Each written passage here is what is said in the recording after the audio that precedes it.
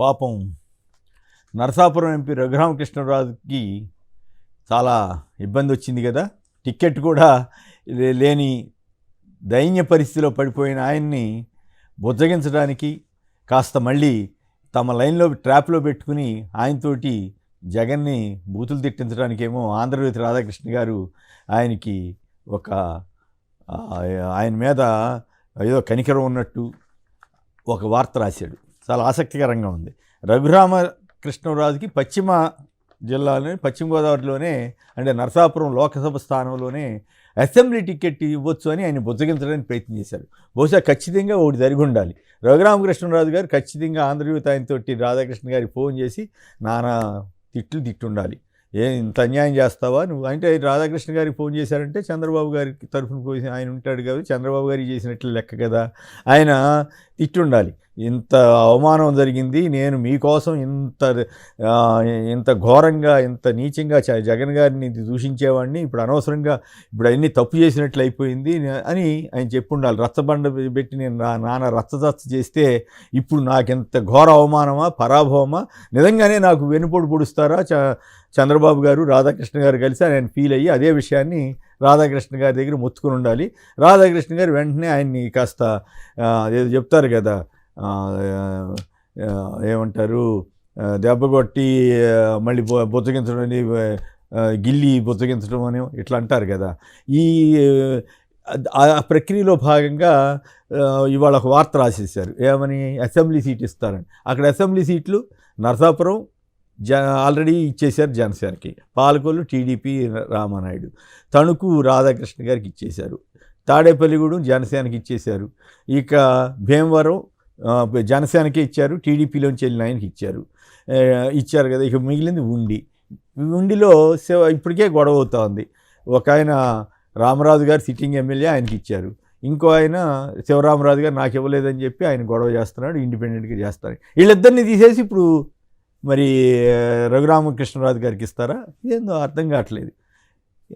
మరి నిజంగా అట్లా చేస్తే ఈయన ఒప్పుకుంటాడు? అసలు ఈయన జాతీయ నాయకుడిగా ఫీల్ అయ్యేవాడు కదా. జాతీయ స్థాయిలో, లోక్సభ స్థాయిలో, పార్లమెంట్ స్థాయిలో, ఢిల్లీ స్థాయిలో ఉన్న వ్యక్తిని తీసుకొచ్చి మళ్ళీ అసెంబ్లీ అనే గల్లీ స్థాయికి తీసుకొస్తాడా రాధాకృష్ణ గారు? ఏమో తీసుకొస్తారేమో. అంటే మామూలుగా లోక్సభ క్యాండిడేట్లు అసెంబ్లీకి రాకూడదని నేను అన్నాను, అట్లాగే అసెంబ్లీ వాళ్ళు లోక్సభకి వెళ్ళకూడదని నేను చెప్పను. కానీ రఘురామకృష్ణరాజు గారు ఢిల్లీలో రచ్చబండ పెట్టి రోజు రచ్చరచ్చ చేశాడు కాబట్టి ఆయన స్థాయి, పైగా ఆయన ఢిల్లీలో స్పీకర్ని అందరినీ తోటి ఆయనకున్న బీజేపీ పెద్దవాళ్ళతోటి ప్రైమ్ మినిస్టర్ కానీ అందరితోటి పరిచయాలు ఉన్నాయని చెప్పుకుంటాడు కదా. అలాంటి ఆయన తీసుకొచ్చి ఇక్కడ ఉండిలో పడేస్తానని చెప్తున్నారు. మరి అది నిజమా ఒకటిదో తెలీదు. బట్ టెంపరీగా ఆయన ఏదో మాయ చేయటానికా, లేకపోతే నిజంగా ఇస్తారా? నిజంగా ఇస్తే వాళ్ళిద్దరిని ఒప్పిస్తాడా? సో వాళ్ళిద్దరి మధ్య గొడవ ఉంది కాబట్టి మూడో వ్యక్తిగా ఈయన్ని పెడతారా? ఒకవేళ నిజంగా పెడితే, లేదు టెంపరీగా ఈయన నోరు ముగించేసి తర్వాత చూసుకోవచ్చులే అని వదిలేస్తారా? దీని అంతటికంటే ఇంకొక ఐడియా బాగానే ఉండొచ్చేమో, ఆలోచించుకుంటే బెటర్ రఘురామకృష్ణరాజు. ఎందుకంటే ఎట్లాగో గెలుస్తారా లేదనేది పక్కన పెడితే గెలిచే అవకాశం లేకపోయినప్పటికీ ఆయనకి ఢిల్లీలో రచ్చబండకు వచ్చినంత ప్రచారం వచ్చే అవకాశం ఉంది. కడప లోక్సభకు పోటీ చేస్తే బ్రహ్మాండమైన ప్రచారం అయితే వస్తుంది. రఘురామకృష్ణరాజు గారు కడప వచ్చి చేశారు అని ఓ ప్రచారం వస్తుంది. ఇప్పుడు అది ఇంకా ఖరారు కాలేదు కాబట్టి, ఎందుకంటే విజయనగరం ఇవ్వరని రాధాకృష్ణ గారు రాసేసాడు. నిజానికి ఇవ్వచ్చు, విజయనగరం ఇవ్వవచ్చు. లేదా విశాఖపట్నం బీజేపీకి ఇచ్చి జీవీఎల్ నరసింహారావుకి ఇచ్చి నరసాపురం ఈయనకి ఇవ్వచ్చు కదా. అక్కడ భరత్ గారికి బాలకృష్ణ గారు అల్లుడనే కదా ఆయన అంత జాగ్రత్తగా చూసుకుంటుంది. మరి రఘురామకృష్ణరాజుని ఎందుకు చూసుకోలేదు?